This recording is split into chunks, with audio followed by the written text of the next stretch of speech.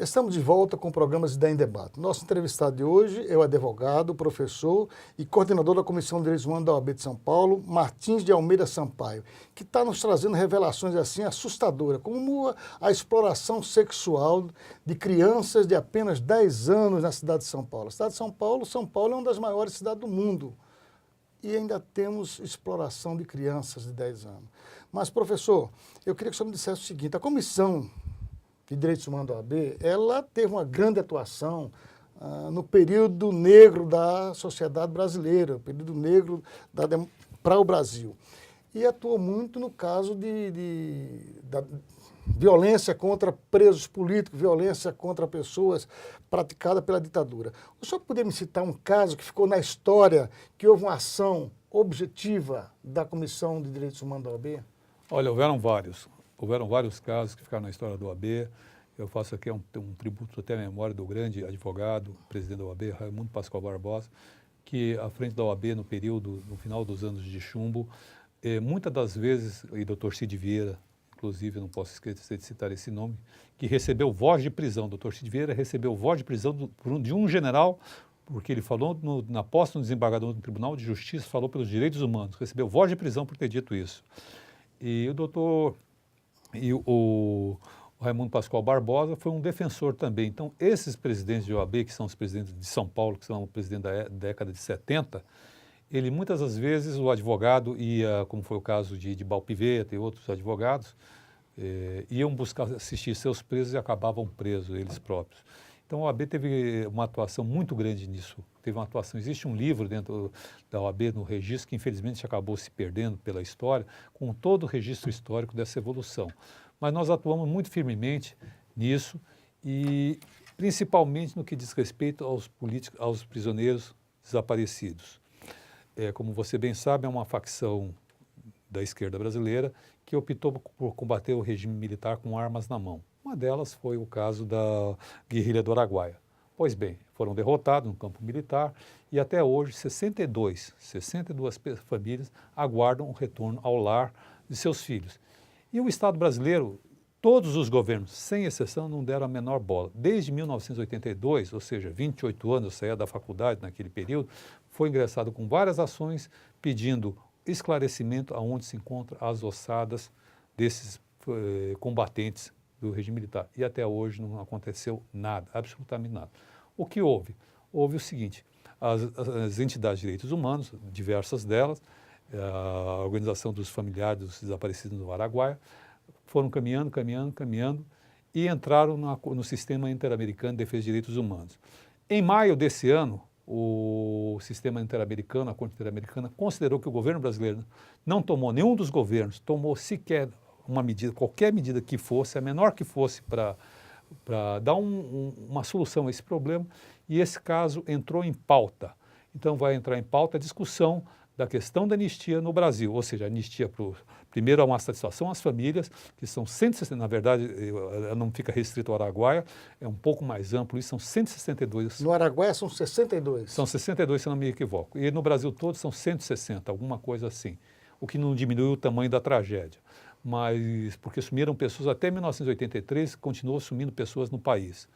Então, pessoas, famílias, mães, pais, irmãos, namorados, esposas e maridos estão aguardando o retorno ao lar. Querem ter o direito de poder prantear a morte de seus filhos. Então, a anistia, na forma como ela foi concedida, acabou por criar um imenso vazio na sociedade brasileira. E a Corte Interamericana agora considerou que o Estado brasileiro não fez nada, não tomou nenhuma providência sequer, que essas indenizações que foram dadas não esclarecem o que houve nesse período e vai agir agora. É o caso aqui em São Paulo, não estou falando do Araguaia, mas em São Paulo nós temos um caso assim que ficou famosíssimo, do jornalista Vladimir Herzog. Vladimir Herzog, né, ele se apresentou ao quartel do Exército e acabou sendo preso e dias depois apareceu morto, supostamente que tinha praticado suicídio. A questão do Vladimir Herzog chocou muito a sociedade brasileira, chocou muito a sociedade paulista e até hoje nós não sabemos quem foi o culpado pela morte do Vladimir Herzog. Exatamente, isso é verdade. Isso é uma coisa que ficou essa mancha ainda, que não conseguimos mais ver Herzog. O operário Manuel Fiel Filho também, foi outro caso, né? Agora, o senhor está falando do Araguaia, né? O ex-deputado, não, atual deputado, que não foi reeleito, né, o José Genuíno, é um dos que estavam dos prisioneiro lá da Araguaia. Ele foi preso no Araguaia. Ele foi o primeiro a ser preso. Ele foi o primeiro a ser preso, né? E ele relatou depois da prisão, depois que ele saiu, ele foi preso, inclusive, no Carandiru, cumpriu pena aqui no Carandiru. Ele foi trazido aqui para São Paulo. Foi trazido para São Paulo. E ele é um dos que relata que realmente muitos e muitos do que estavam com ele lá no Araguaia, até hoje... Os irmãos Petit, tantos... Os irmãos Petit foram desaparecidos. O Oswaldão. E o Estado brasileiro, eu acho que realmente ele tem a obrigação de esclarecer isso para as famílias. Sem dúvida. Né? Independente do governo, você entendeu, que está lá. Porque o Estado brasileiro é o responsável por esse desaparecimento. E lembrando bem o seguinte, com todo respeito, vou fazer essa observação com todo respeito, e nenhum espírito de confronto, mas o presidente Lula foi eleito com compromisso de esclarecer isso. E já se vão 8 anos que nada foi esclarecido esse assunto. Então fica aqui uma cobrança pública, uma cobrança franca, não vai nenhuma crítica, porque nosso interesse não é confrontar com o governo, e sim buscar uma explicação para essas famílias. Mas, professor Martins, o governo me parece que queria fazer algumas revisões aí na lei de anistia e foi acusado de revanchismo, né? O que a OAB acha nisso? A necessidade de fazer essa revisão, a necessidade de se buscar mais profundamente, entendeu? Quem é quem foi culpado de quê? É uma discussão bastante profunda essa que você traz, e a OAB está dividida. A OAB de São Paulo, vou falar pela OAB que eu represento.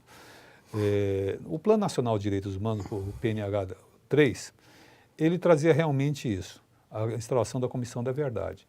Mas essa Comissão da Verdade, do jeito que estava sendo proposto naquele plano, sem discutir com a sociedade brasileira, só havia um lado da questão.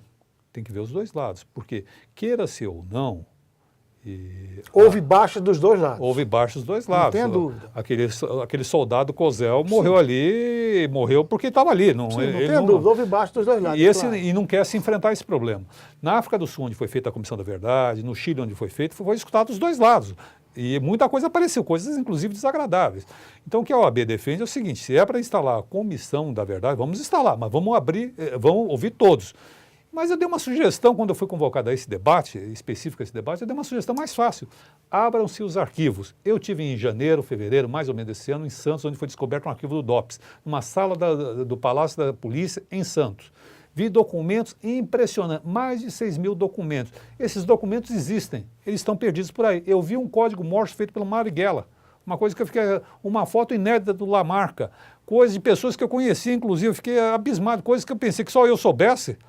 E estava ali documentado, porque o Estado brasileiro, nesse período, funcionou como espião. Então, a gente não precisa ir muito longe, não. Teve pessoas que foram infiltradas, pessoas que colaboraram, enfim. Se a gente quer saber a verdade, vamos saber toda a verdade. Eu não tenho medo nenhum, acho que a gente tem que enfrentar a verdade. Eu estou apoiando. Agora, saber a verdade de um lado, aí sim fica um pouco ruim. Mas o senhor acha que saber a verdade significa punir culpados? Ou a anistia já resolveu essa questão? Olha, na verdade é o seguinte, quem foram punidos foram os presos políticos, que cumpriram pena, foram para o Carandiru, foram para as várias penitenciárias, sem detenções. Ninguém foi punido, que quem praticou tortura não foi punido.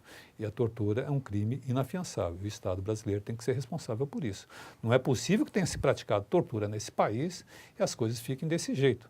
Eu acho que a gente tem que conhecer a verdade, saber dela, é dolorida, é verdade, mas para que isso nunca mais se repita.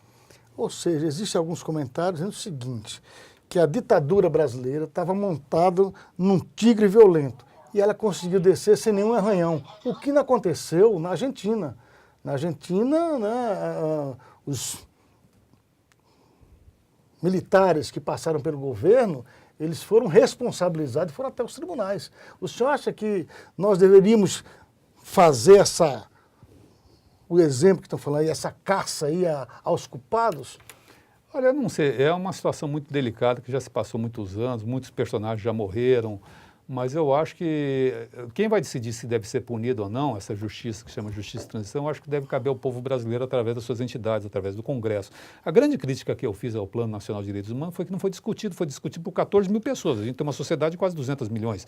O melhor lugar para discutir isso é o Congresso, que representa mais ou menos, bem ou mal, mal ou bem, a sociedade brasileira. Então essa decisão da punição, acho que compete ao Congresso. Agora, com certeza absoluta, nós temos o direito à verdade. Isso a gente não pode abrir mão. Se o Congresso Nacional, através de seus representantes, entender não deve ser punido, já passou o tempo, enfim, vai criar instabilidade, que não se faça. Mas eu acho que a luta principal é saber a verdade. Mas aí eu lhe pergunto, o senhor como membro, né, coordenador da Comissão de Direitos Humanos da OAB de São Paulo, o senhor acha que trazer a verdade vai causar instabilidade ou a sociedade brasileira precisa saber da sua verdade? Eu acho que a sociedade brasileira não só precisa, como deve saber a verdade. Eu acho que é um dever do Estado informar o que aconteceu naquele período.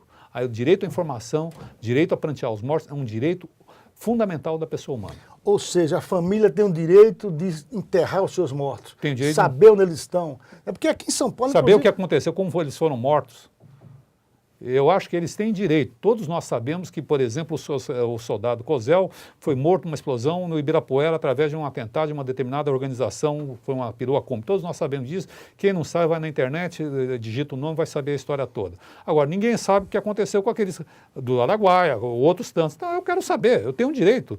Eu pago meus impostos, eu sou cidadão brasileiro. Você paga seus tributos, é um cidadão Isso brasileiro. faz parte da história do país. Faz Nós parte sabemos também o caso do Rio Centro, onde um sargento foi morto, não foi morto, não, morreu com a bomba no colo que ele ia jogar num show. Num show? Um show, um sargento do 1º de exército, maio. 1º de maio, jogar uma bomba e acabou a bomba explodindo no próprio colo dele. Não, veja bem, a gente repete o erro que a gente repetiu da escravidão. Foram rasgados todos os documentos relativos à escravidão no Brasil. Pouco se sabe disso. O senhor acha que foram rasgados os documentos da ditadura? Não. Eu acho que são passados de mão em mão esses documentos. São escondidos e são trancafiados, estão escondidos por aí. A gente escuta notícia aqui, escuta notícia ali, aparece de repente um pouco aqui, um pouco lá. Eu acho que não foram rasgados. Eu acho que esses documentos existem. Ou seja, existe alguém ainda que fez parte lá, que sabe que isso é um direito da sociedade brasileira ter acesso, né? E que um dia certamente virá à tona, né? Espero que Nós sim. esperamos que seja o mais rápido possível, né? O mais rápido possível, sem dúvida. É isso que se espera. Eu agradeço ao senhor, nós estamos já no final do programa, eu acho que ficou um grande esclarecimento, nós ouvimos algumas coisas aqui, sabe, que deixou assustada, a questão da exploração sexual de crianças de 10 anos, olha, precisamos fazer alguma coisa, a Comissão de Direitos Humanos da OAB está agindo, é necessário que a justiça, que os advogados, que os juízes, policiais, ajam de maneira contundente contra essa situação. Nós não podemos ter, na maior cidade brasileira, crianças de 10 anos sendo exploradas sexualmente. Isso é inconcebível, isso é inadmissível, né? Eu agradeço a participação do senhor e convido você para o próximo programa. O apresentador oficial desse programa, o sindicalista Ricardo Patá, está ausente hoje porque ele está numa mesa de negociação tentando encontrar meios de fechar um acordo salarial dos 450 mil comerciários de São Paulo. Até o próximo programa.